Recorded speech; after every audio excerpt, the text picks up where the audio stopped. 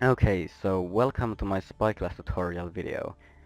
So just to get started, I will try to keep my explanations about different parts of the loadout pretty short, and that's mainly because if I did not keep them short, the video would last about 20 minutes, and of course that's too much for this kind of video. So I will try to explain the different parts of the loadout, like what they do and are they good. I will try to explain them as shortly as possible. But since that's out of the way, let's get into the tutorial. And just to say that everything I say is my personal opinion. So of course it's tutorial because I will tell what each part of your loadout does, but I will also tell my opinion about it. For example, is it good or is it bad? So that opinion is of course personal. So if I say that I don't like using thermal, then you still can use thermal efficiently. It doesn't mean it's bad for everyone, it just doesn't suit me, so don't get triggered if you disagree in something. So, like everyone, I have three classes for the spy. I have the Knight class, the Arctic class, and the Cover Kill Close Quarters Combat class. And as you probably can tell, the Knight and the Arctic class are pretty much the same except a few little differences. For example, Knight class having stun crossbow and melee range gloves, and the Arctic class having UMP-45 and the armored gloves. And this is mainly because I think that this kind of layout with the Ghillie Suit and Sonar and the EMP is simply the best in the game, at least for my playstyle. So that's why I made two slightly different loadouts for this kind of layout. So for example, when I wanna play stealthy and do melee kills, I will use the Knight class, and then when I wanna play more aggressively, I can use the Arctic class. And the Cover Kill Close Quarters Combat class is more like for messing around. You can see it's worse than the other ones, and well, I just use it when I wanna have fun and try new things out. But since I will always use the Knight class if I like try to play seriously, I will show this class today. So starting off with gadgets. So for gadgets you have 5 options. You have the smoke, EMP, flash, trophy system and the stick camera. In my opinion the EMP grenade is the best one out of these 5 options and I will shortly tell you why, but first I will talk a little bit about the other 4 options you have. So the smoke grenade really is a smoke that can cover your movement. As a terminal hacker this can be a real lifesaver because there are many situations where you need to like disappear from the mercs, and in that kind of situation it's really good to have this kind of cover that you can use to disappear and hide again. But when you're not taking a terminal, this gadget turns into a pretty situational one. And in classic mode of course it's good because you can't cloak and you need to have like cover when you are running, for example, across an open area. But in Blacklist mode you have the cloaking suite, so if you're not taking a terminal, I think this is not so good a gadget. It's pretty situational and not so useful. The flashbang flashes the enemy. When you throw it near them, their screen will turn all white and they can't see you for a while. This can be really good, for example, if the merc is camping in the corner and you can just throw a flashbang at him and then go knife him. But the thing is, when merc is moving, it can be really hard to hit them with a flashbang. And of course they also have those anti-flash visor that blocks the effect of the flashbang. And that's why I really don't like using so much.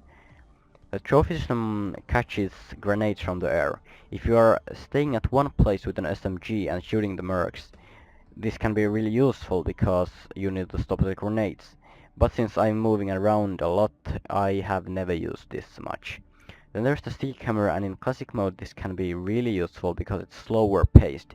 But in Blacklist mode the gameplay is just much faster and everyone has more HP, so it's hard to distract the mercs with this, and of course you can use it as a mini C4, but still the thing is that mercs have a lot of HP and it's hard to hit them because they're running so fast. And then the EMP grenade. In my opinion this is the best because it's so versatile. You can use it to catch drones, like mines, all the electronic devices, and also you can use it as a stun or concussion grenade. Because when you throw it at the merc, their screen will go really blurry and they cannot see really well. And by that time if you activate your cloaking suite, you will be like totally invisible in their screen. They can't see you at all. So that's why this EMP is pretty useful. because it can counter all the electronic devices the merc has, and also you can use it to kill the mercs. So moving on to the goggles section here. So for goggles you have three options. You have the thermal, EMF and the sonar. And in my opinion the sonar is best, but again I will first talk a little bit about the other two options. So starting off with the thermal. So thermal detects heat signatures. So for example the warm objects like enemies and fire and lamps are yellow, and the cold objects like structures or ground are blue. And there are two good things about this. And first is that it's really easy to spot the enemies because the enemies are simply yellow and the map layout is simply blue. And also it's real time, so there are no like scan waves or something like that. But you can see the enemies all the time. But the bad things about this are firstly that the image of the map is really blurry. It's just like blue and blurry, so that's why it can be hard to detect the structures like sometimes, and also the range is really short. And because of that, those two reasons, I have never liked using thermal so much. Then moving on to AMF that detects electromagnetic fields, so for example power cables and power boxes, and of course the enemies. And the good things about this is of course it's again real time, like it says here, so you can see the enemies all the time and there are no scan waves or something like that. And also the range is like much larger than the thermal. But the problems are, firstly, that there can be difficulties spotting the enemies, because if for example the enemy is behind a power cable, you may not see him so easily. And also the EMF doesn't actually show the map layout, so there can be difficulties like seeing, for example, is there a wall or is there not a wall there, because it doesn't show the map layout. But still EMF is pretty good because the range and the real time, but still in my opinion the sonar is slightly better, and that is because of the following reasons. Firstly, the range is just huge. It's even larger than the EMF, I think. It's like half of the map. And also the map layout is really clear, and that's because it uses the echolocation. So it doesn't show the heat map or the electromagnetic map of the area. It just shows the area with the scan waves. And that's because the image is so clear and the structures are clear and you can easily see them. And also the enemies are easy to spot because they are just white in that blue area. And the one problem is that there are those scan waves. It launches them every 5 seconds, so there can be a problem between the waves because there is a short period of time where you cannot see the enemies at all. So if you have to make a quick decision which way the enemy will come from and there is no wave by that time, there can be problems with that. But still, since the range is so huge and the map layout is clear and the enemies are easy to spot, in my opinion the sonar is best out of these 5 options. So moving on to the upsuit. So for upsuit there are 5 parts. There is headgear, torso, gloves, pants and boots. And we are starting with the headgear. So for headgear you have 3 options. This one is just basic, it doesn't do anything, so there is no point of using it. So the different headgears are infiltration helmet, ghost helmet and the gas mask. I like infiltration helmet the most, but again I will first talk a little bit about the other 2 options. So the ghost helmet hides you from any UAV, intel suite or intel device, and UAV is the drone. So you know that when a drone comes close you get detected, and the drone sees your outlines as red. And that's a really powerful information for the enemy team, so it's really good to hide you. So that's why this can be really powerful. But the problem is that even when you don't get detected, enemy still sees that their gadget is countered. There is a small blocked mark in the middle of their screen, so they still know you are close. But still this is pretty good and nearly as good as infiltration helmet in my opinion. Then there's the gas mask, and I really don't like using it. It's pretty useless. This is because, firstly, it doesn't give you anything. You can be seen by the UAV and when using the vision. And of course you can survive smoke, the VX gas, But still, the VX gas doesn't do that much damage. You can run through it even without gas mask. And after 5 seconds you will be on full HP again because of the regeneration. So that's why I don't like using gas mask so much. Then there's the infiltration helmet, and it remains undetected by using the vision. And if you're not like wearing infiltration helmet and you use the vision, and the enemy has RFD goggles, they can see your exact position, not by outline, but by the like a white square in your position. And since the vision is a really powerful gadget that you can use, I really say you should use the infiltration helmet, so you can use the vision all the time. So moving on to the torso. So torso, you basically have three options again. Of course there are elite versions for each suit, but actually the elite versions are not any different compared to the normal ones except the looks. And I really like the Ghillie suit the most, and I will shortly tell you why, but first I will again talk a little bit about the other two options you have. So the Intel suit highlights the enemies as a red outline, and of course you can spot the enemies, but the thing is that sonar vision does the exact same job. And just the thing is that sonar vision does it every 5 seconds, but you can launch Intel suit like Intel scan pulse in every 45 seconds or something like that. So it's much slower. And also the enemy it gets like notified if they are being detected by the Intel, but they are not notified if they are being detected by the sonar. And also you can hide your usage of the sonar with the infiltration helmet, but you cannot hide your usage of the Intel suit, so the enemy will see you through the RFD every time you use the Intel suit. So that's why there is just no point of using the Intel suit in my opinion. The overcharge suit destroys all the electronic devices. So for example, it like detonates the mines and destroys the Intel devices and stuff like that. And also if the enemy is holding a grenade in their hand, it explodes the grenade, probably killing the enemy. And of course this can be useful, this is a lot more useful than the Intel suit in my opinion. But you have the EMP grenade, and that also destroys the like electronic devices. Of course the overcharge like detonates them and blows them, and you can kill the enemies with it. But still I think that the EMP grenade is just like good, and you don't need the overcharge suit. Because of course you could use the overcharge suit, but there is the Ghillie suit which basically turns you invisible. So it's kind of weird that there are two suits that like their job can be done by a gadget, but then there is one that turns you invisible. And I just like see no point of not using the elite Ghillie suit or normal Ghillie suit. It's just simply the best in my opinion. So, moving on to gloves. So here again you basically have three options because this is just basic. There's takedown, the spider and armor gloves. And I actually cannot tell do I like the takedown or the spider gloves like more. But since I have selected the takedown gloves for this class, I will start with the spider and armor gloves. So the spider gloves make you climb really fast. And this can be really useful because climbing fast can save your life in many situations. And there are not actually downsides of the spider gloves. Only downside is that then you cannot use the takedown gloves. So this is a really good option in my opinion. I really never have used the armor much because you're a spy, you're supposed to sneak. Of course, if you use the SMG, you should use the armor, but since I'm more of a stealthy player, I don't like using the armor stuff.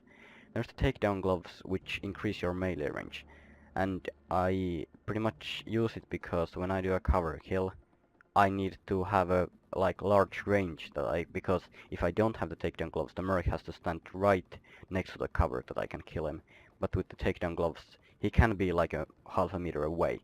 So that's why I find it useful in cover killing. And again, I can't find the downsides in this. Also, it makes you like more strong in 1v1 melee battle against the merc, because the mercs are really strong in the melee. And the only downside of this is that then you cannot use the spider gloves. So moving on to the pants section. So basically, again, you have three options here. And since I like the ID blocker pants the most, I will first talk about the other two options. So the gadget pants allow you to carry two gadget types instead of one. And I really don't find this useful since I only use the EMP, I don't find the other gadget useful. But if you are a person that, for example, really likes running with the flashbang, but then has some trouble with the drones, then it can be really useful that you take the gadget pants and then you can have the flashbang and then the EMP grenade to deal with the drones. So this can be really useful, it just doesn't fit in my playstyle since I only use the EMP. Then there's the armored pants and they give you 2 points of armor, but I really don't like using the armored stuff, just because if I get more armor I will lack in stealth and other abilities. Then there is the ID blocker pants, which hide your identity. So if you are not wearing this and the enemy aims at you, they will see your name on top of your head. And in my opinion this is a really stupid thing in a stealth game, but it exists so we have to deal with it. And since these pants actually hide your name, I really like using this because it helps me, for example, hiding in dark corners or areas. So moving on to the last section of the upsuit, the boots. So again you have 3 options, and well, I don't like the Splinter boots like all the time the most, but since I have equipped them in this class, I will first talk about armored and silence boots. So armor, I really don't like using armor because of the reasons I told you in the pants section. Then the silence boots muffles movement sounds, so they make you run a lot quieter. And well, in Blacklist everyone's quite running around, so that's why, since these also can't give you any more speed, you will feel like you're running really slow. And it's kind of sad to say, but even when it's like stealth game, there is more benefit of running fast than running like silently. So that's why I have equipped the Splinter boots that give you more speed. So moving on the pistol section. So here you have 3 or 4 options, because the USP-45 is a DLC weapon. So, well, I like the USP the most because it's very accurate and easy to control, and also the barrel is short, so you can hide it behind the corners.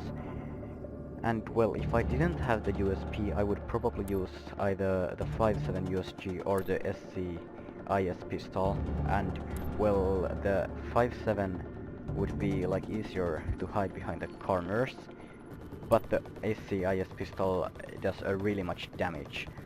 So, well, it depends, do I like to play stealthy and do cover kills, or shoot the mercs. If I wanna play stealthy, I use the 5.7 or the USP, and if I just would like to shoot the mercs, I would use the SCIS pistol. So moving on to the last section, the alternate weapon. So basically you have a load of SMGs or the stun crossbow to choose from, and even when I have the stun crossbow equipped, I will start with it because it's different. Because the way stun crossbow works, it actually doesn't do damage. Well, if the enemy is holding a grenade in their hand, the stun crossbow will detonate the grenade, and the grenade will probably kill the enemy, and you will get the kill from it, but still the stun crossbow itself doesn't do the damage. Because the way it works, it stuns the enemy, so stunning disables their ability to move, or aim, or shoot, or melee. And well, they can move, but it's really slow, and also their screen will go kind of blurry. And well, they can counter it with the adrenaline suit, because if they are adrenaline activated, you can't stun them. The stunning effect will just go away. But if they don't have adrenaline, this weapon is basically insta-kill, because when you shoot them they can't do anything, and you have very much time to run at them and kill them with a knife, or just shoot them with a pistol. So that's why I really like using the stunning crossbow. And then if I had to choose one of the SMGs, I would probably go with the UMP. Well, the best ones are probably PFS and the UMP, because the UMP is really accurate, and if you shoot at the enemy's head, they will die before they even realize it. But the thing is that if you don't shoot them in the head, it will take a long time to kill them. But with the PFS, it's not as accurate as the UMP. You can't aim at the head so easily, so you have to be like more close by the enemy if you want to kill them. But if they are close, like even semi-close, this gun is just overpowered in my opinion. It kills them even when you don't shoot them in the head, you can just spray them into the torso and they will die very fast. But still I like using the UMP4 if I have to choose one SMG. So that's it for the tutorial. I hope you enjoyed, and I really hope it helped you to know, if you are new to the game, which kind of loadout should you use, and even if you're older to the game, you now know which kind of loadout do I use for making my videos. Most of my videos are made with this loadout. And yeah, the video was actually pretty damn long, even when I tried to keep my explanation short. Well, maybe if I didn't try to keep them short, the video would be like half an hour or 40 minutes. But yeah, I hope you enjoyed the video.